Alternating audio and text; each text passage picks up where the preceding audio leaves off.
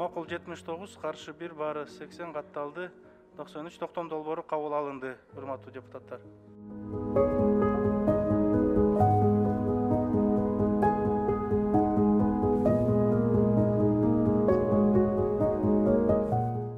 Мен туура эле түшүнүп атам, себеби биякта агитация болосун деп, бирок ошол эле кезде биз бүгүн календардык планды бекиткенбиз да. Анда жокко чыгарыш керек го ушул чечимди. А то биз календардык планды биякта бекитип, азыр токтомду мына башка токтомду чыгарып атабыз.